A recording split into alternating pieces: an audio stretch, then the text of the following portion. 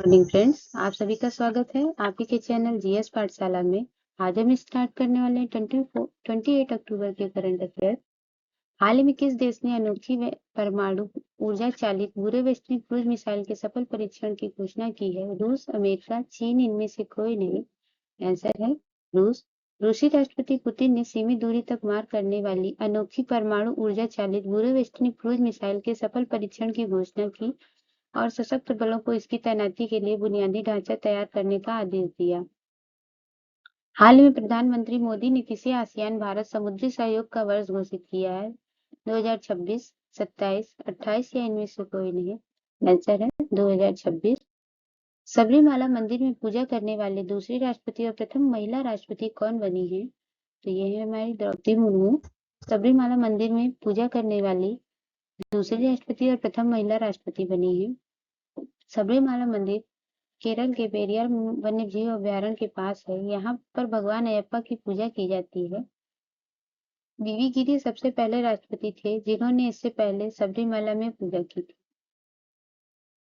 भारतीय सेना ने किस नाम से नई बटालियन बनाई है? चेतक, भैरव, रुद्रास्त्र या इनमें से कोई नहीं। आंसर है भैरव। भारतीय सेना द्वारा गठित भैरव बटालियन एआई और ड्रोन आधारित तकनीकों का उपयोग करके तेजी से हमले करने और हाइब्रिड युद्ध अभियानों में माहिर है।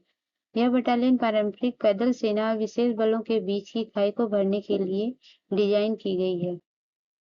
We rise women entrepreneur exclusive and sustainable enterprise पहल किसने शुरू की है? NITI Aayog, DP world, LIC, ए और बी दोनों। आंसर है नीति आयोग और डीपी वर्ल्ड दोनों। वी राइज पहल को नीति आयोग और डीपी वर्ल्ड लॉन्च किया है, जिसका उद्देश्य भारतीय महिला उद्यमियों को वैश्विक स्तर पर सशक्त बनाना है। आईसीसी हॉल ऑफ फेम में शामिल होने वाले 11वें भारतीय क्रिकेटर कौन बने हैं? तो ये है हमारे महेंद्र सिंह धोनी, जो आईसीसी हॉल ऑफ फेम में शामिल होने वाले 11वें क्रिकेटर बने हैं। हाल ही में सतीश शाह का निधन हो गया। इनका संबंध किससे था? राजनेता, अभिनेता, वैज्ञानिक, इनमें से कोई नहीं। तो ये अभिनेता थे। सतीश शाह एक भारतीय अभिनेता थे। उन्हें जाने भी तो यारो, ये जो है जिंदगी, सारा भाई वर्सेस सारा भाई, मैं हूं ना, कल हो ना हो, फना जैसी फिल्मों में उनकी हास्य भूमिकाओं के लिए जाना जाता है। भारत का पहला ग्लास सस्पेंशन ब्रिज बजरंग सेतु का निर्माण कहाँ हो रहा है? इंदौर, ऋषिकेश, चंडीगढ़ या चेन्नई? तो इसका आंसर है ऋषिकेश। भारत के वैज्ञानिकों द्वारा विकसित स्वदेशी एंटीबायोटिक है सिनेरियम, नेफिट्रोमाइसिन, बालाग्लिटिजोन, एमाइसिन। आंसर है नेफिट्रोमाइसिन। भारत के वैज्ञानिक द्वारा विकसित पहली स्वदेशी एंटीबायोटिक का नाम नेफिट्रोमाइसिन है। यह दवा प्रतिरोधी श्वसन संक्रमण के खिलाफ प्रभावी है और देश की फार्मास्यूटिकल और जैव प्रौद्योगिकी क्षेत्रों में आत्मनिर्भरता की दिशा में एक महत्वपूर्ण मील का पत्थर है। मारिया मागार्डोली और अन्य किसे सखारोव 2025 से सम्मानित किया गया है? मसाकी काशीवारा, आंद्रे कोजुकुट, Vinod Kumar, Leo Jiakun. Answer है आंद्रे कोजुकुट। सखारोव पुरस्कार यूरोपीय संगठन द्वारा दिया जाता है। सखारोव पुरस्कार, जो मानवाधिकार के लिए यूरोपीय संघ का सर्वोच्च सम्मान है, 1928 में शुरू हुआ था। यूरोपीय संघ ने वर्ष 2025 में सर्वोच्च मानवाधिकार सम्मान सखारोव पुरस्कार दो कैदी पत्रकारों बेलारूस के अंद्रेज पोग्जोगुट और अमग्लो गोली को देने की घोषणा की है। ग्लोबल हैंगविंगर 2025 लॉन्च किया है। सेबी ने, सीएसआर ने, आरबीआई ने, नीति आयोग ने। आंसर है आरबीआई ने। आरबीआई ने अपना ग्लोबल हैंगविंगर 2025 इनोवेशन फॉर ट्रांसफॉर्मेशन को लॉन्च किया है। इसका 4th एडिशन है। हैकाथॉन एक इवेंट होता है जहां डिजाइनर और अन्य तकनीकी पेशेवर एक निश्चित समय सीमा के भीतर किसी विशेष चुनौती या समस्या का हल करने के लिए साथ आते हैं। भारत ने 2030 राष्ट्रमंडल खेलों की मेजबानी की बोली जीत ली है। इसका आयोजन कहाँ होगा? अहमदाबाद, भुवनेश्वर, रांची या पटना?